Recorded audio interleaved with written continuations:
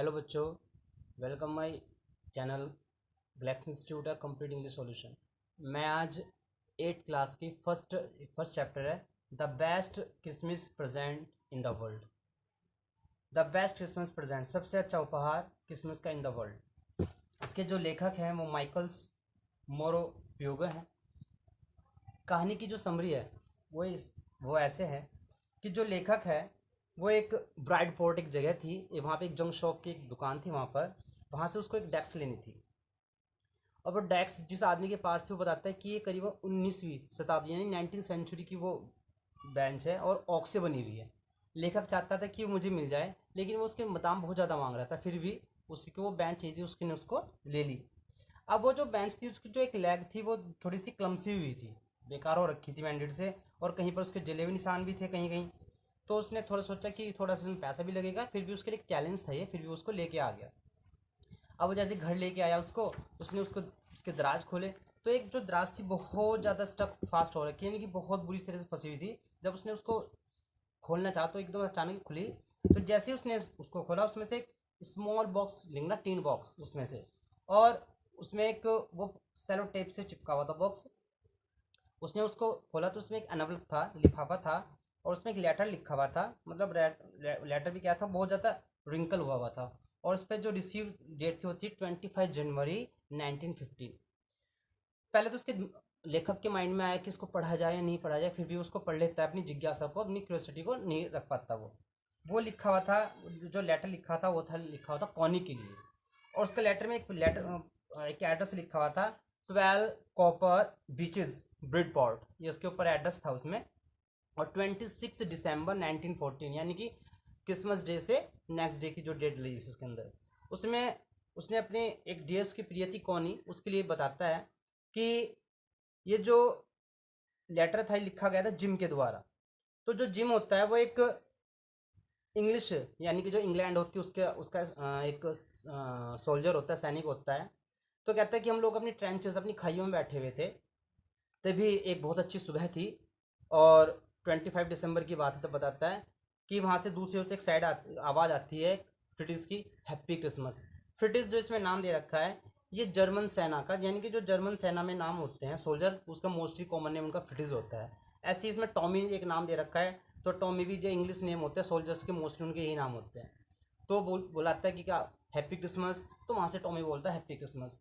वहाँ से वो एक वाइट फ्लैग लेके आता है, और वाइट फ्लैग लेके वाइट फ्लैग का मतलब होता है एक शांति का, कि आप हम लोग मतलब लड़ाई नहीं करनी है, हम लोग एक शांति का प्रस्ताव लेके आ रहे हैं। तो वाइट फ्लैग लेके आता है, तो टॉमी भी वहाँ से आता है, तो उनमें आपस में बातचीत होती है, और वो मिडिल में बैठ जाते हैं, आपस में बैठते हैं, और एक दूसरे को वाइन वगैरह पीते हैं वो। तो वो बताता है वहाँ पर कि तुम कौन हो, उससे पूछता है, तो बताता है कि मैं एक, बोलता है आई एम फ्रॉम डसल्ड रॉफ, ये बताता है। और कि कहते हैं कि मुझे सैलो ऑर्केस्ट्रा बजाने का बड़ा शौक है। तो ये जो जिमी होता है वही बताता है कि हैप्पी क्रिसमस, कहते हैं मैं भी एक स्कूल टीचर हूँ और डोरेस्ट से हूँ, और जो कहाँ पे वेस्ट इंग्लैंड में। तो जो फ्रिटिश बोलता है कि हाँ हाँ मैं उस जगह को जानता हूँ। तो वो बताता है कि मेरी एक पत्नी है, मेरी एक बेटा भी है, और क्या नाम, अभी जो मेरा बेटा है वो अभी 6 महीने पहले ही हुआ है। फिर दोनों आपस में बात करते हैं। तो फिर यहाँ पे जिम कहता है कि मुझे पता नहीं अचानक से कोई एक कहाँ से फुटबॉल लेके आ गया, और कहते हैं चलो फुटबॉल खेलते हैं।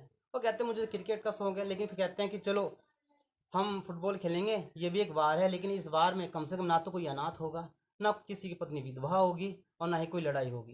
कहते हैं कि इसमें फिटिज की जो टीम तो जीत गई, 2 गोल से जीता, हमने एक गोल किया।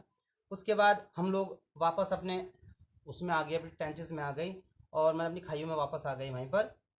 और हम जब वापस आए तो उन्होंने भी एक अपना गाना गाया, हमने भी एक अपना गाना गाया, लेकिन हमारे मन में यही था कि कोई भी युद्ध नहीं चाहता है, और केवल हम ये चाह रहे थे कि हम लोग शांति ही चाहते हैं सब। फिर जो लेखक होता है वो उस लेटर को बड़ी केयरफुली उस एनवेलप में वापस रख देता है। वो रात को नहीं सो पाता है, और उसको पता है कि अगले दिन क्या करना है। वो ब्राइट पोर्ट के लिए चल जाता है, कि वो थोड़ी सी दूरी पर था। वहाँ पर जाकर पूछता है कि भाई ये हाउस नंबर कहाँ है, तो बताते हैं कि यहाँ पर है।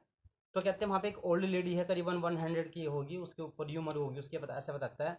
वो वहाँ पर जाता है, और वो देखता है कि एक जो लेडी होती है वो एक सिटिंग व्हील चेयर पर बैठी होती है आराम से, और उसके जो हाथ हैं उसकी लैप उसके गोद में रखे हुए होते हैं आराम से।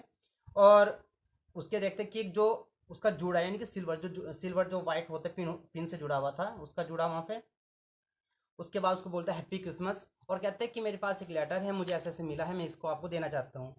कहते हैं कि अचानक से वो जो औरत थी वहाँ पर बैठी थी, उसने अचानक से मेरा हाथ पकड़ा और उसकी आंख थी जो एकदम आंसुओं से भर गई, और उसने मुझे कहा कि तुम क्रिसमस का मुझे कि मेरे प्रिय, कि आप मेरे लिए क्रिसमस का सबसे अच्छा उपहार लेके आए हो। और वो उसके पास आती है और क्या नाम उसे अपने पास बैठाती है, और वो उसको शायद मुझे लगता है कि उसको जिम समझ लेती है। वो कहती है कि मैं तुम्हारे सबसे अच्छा केक बनाऊंगी, और मैरिजिपन एक केक होता है, मैरिजिपन जो मैंने आपको वही वर्ड बताया है, एक स्वीट कवरिंग और cake made of from sugar eggs and almonds का बना होता है, बादाम के और उसका। उसके बाद वो कहता है कि मैं जानती हूँ कि तुम्हें बहुत मैरिजिपन जो केक है बहुत ज़्यादा पसंद है। ये आपके चैप्टर की समरी थी। आपको अगर ये समरी समझ में आई हो, और आपको मेरा चैनल अगर आपको ये चीज़ समझ में आए, तो आप मेरे चैनल को सब्सक्राइब करें, ताकि जब मैं आपकी कोई नई वीडियो बनाऊँ आपके कोई लेसन की, तो आपको नोटिफिकेशन मिल जाए। Thank you so much.